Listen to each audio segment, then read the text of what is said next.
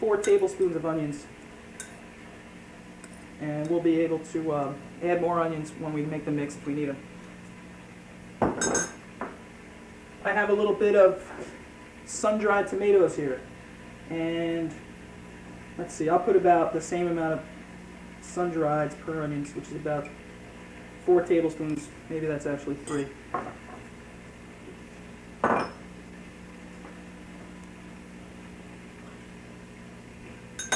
Okay, capers. Capers you can buy in any supermarket. You really don't need them.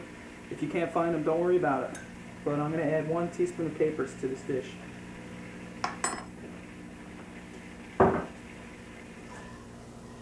Okay, checking on my pasta. I got some actual butter melting for the next course. Let me lower the heat on that. Okay, pasta seems to be going well. Okay, so we got onions, capers, and sun-dried tomatoes. I hate to admit it, but I do need to add a dash of salt. If you're on a salt-free diet, by all means, don't use the salt. Okay, I didn't have any fresh basil. The market didn't have anything that I wanted to put out in front of a camera today, but I'm going to mix in a little dried basil. Very important ingredient for this. And some oregano. A little dash of oregano. And last but not least, black olives. These are sliced black olives. I didn't slice them, I'll admit to you. But these are of a high-end variety. I got it in the Italian supermarket just down around the corner from my house. And you want to make sure you don't put too much of the olive juice in there, because that'll take away from your salad base, which we're about to mix in a moment. So we have, again, about 4 tablespoons of olives. I have here an Italian salad dressing.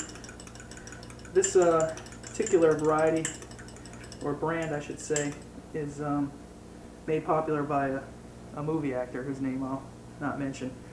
I think I got it because it was on sale, so it's no preference. Golden Italian dressing, any variety, any brand, anything you like. If you don't want to use Italian dressing, you can use olive oil and a little vinegar, or red wine vinegar if you like. The choice is up to you. Let me check my pasta here. Okay, pasta's about halfway. Still got a little time. We'll let this baby keep going. Turn it up a little bit. Okay. Alright, so we have the basic ingredients in here, and we'll let them just sit and marinate for a moment, because at this point in time there's really not too much I can do until the pasta's ready. Why don't we cut it right there, and we'll get back to this when the pasta's ready. Woo! Tim, that was excellent. Dude. Okay, we've been waiting for the pasta to get ready, and the way that I usually tell when it's ready is when it's, let me start over again, let it roll. Cooking single. Cooking single, take 3. Okay, the pasta's ready, and now we're ready to proceed with our appetizer course.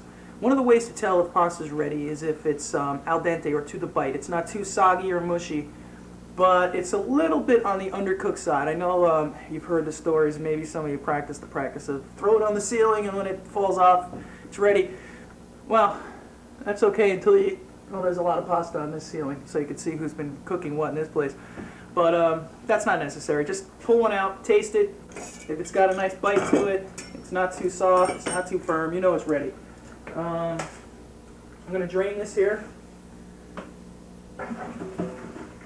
And one of the most important things you need to remember, if you're making a cold pasta dish and you're not serving it right away, is you want to shock the pasta with ice cold water. You want to stop the cooking process.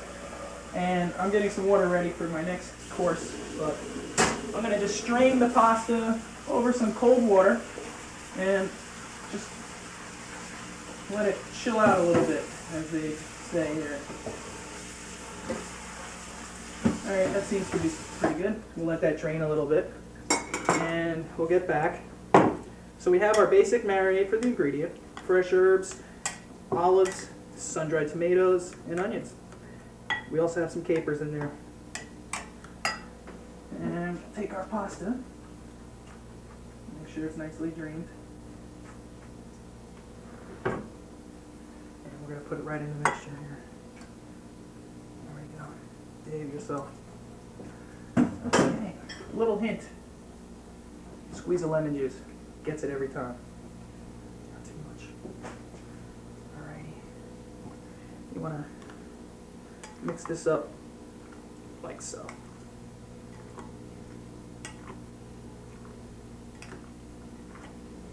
Nice. Pasta, isn't that beautiful? You see all the herbs mixing in with it and the tomatoes. We're not done there yet. A few more things to do for this dish. Okay,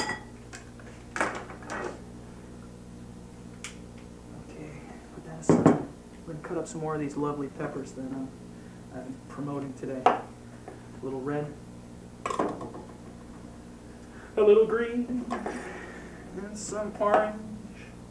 Cut out the nasty white stuff. Your moms will all be impressed when you go home and you make something like this. Where did you learn to cut that nasty white stuff out? I learned it from cooking with Tim. We're going to just very thinly julienne these. I don't know if you can see it from there. I'm not going to mix these in. I'm going to use these more as a top garnish for the dish. Put a little of the orange over there. The orange is so sweet. These are absolutely delicious. They're even better roasted, which maybe we'll get into some other time.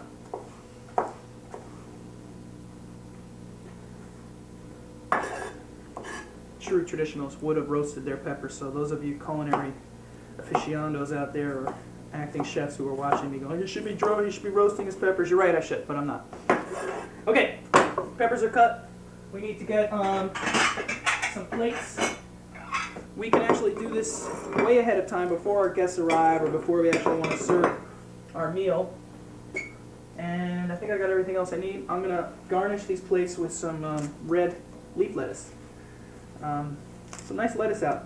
I think it's coming from California. And it looks nice and healthy. I like the red. It's got a little more color. A friend of mine says that the red has more vitamins in it. I don't know if I believe that or not, but I do like the variation. Here's a nice big piece. We can use it right there. Take up most of the plate. Cover that in there. Voila. Okay. I'm going to add a little cracked red pepper.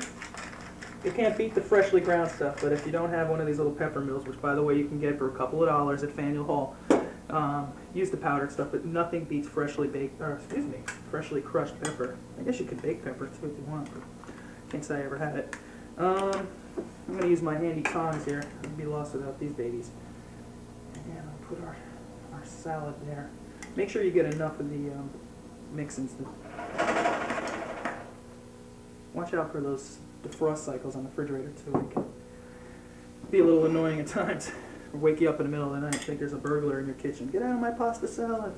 This one doesn't seem to want to cooperate too well. Put a little more on there. Remember, the key to cooking single is cooking for 2 days. So lunch tomorrow. Alright, now we're going to just decorate our dish here with some of the nice peppers that we cut up. You just leave them on there like that. Put some over here. A little for me. One for the plate. It's the best thing about being a chef is you get to taste things as you go. If you're not careful, though, the weight just creeps up on you. Alright, here's our dish. Penne pasta salad. First course. Isn't that beautiful? Look at the color on that. You get something like that in a restaurant, people's eyes, they go, wow, look at that, that's great. You can make it at home. I just showed you how. Let me put these aside for now. Alright, let's see how our pizzas are doing. I had the oven off while we were talking, and they are perfect. I'm going to pull one out and show you, and I'm going to leave them in a warmed up oven because we're not ready to eat them yet. I'll pull them out, show you what we got working here. If you can get a close-up of that. Isn't that beautiful? Nice and colorful. It just looks Southwestern. Makes me think of the Rio Grande, Texas, and cowboy boots and all that other good stuff. Even a little country music if you need it. So here's our one with the peppers and onions. Very colorful. And here's our salsa one. It's new to me, so we'll have to try it a little later. I think I'll take a sip here. Okay, I'm going to put these back in a turned off oven. It's pretty warm. They're cooked, and they'll still hold pretty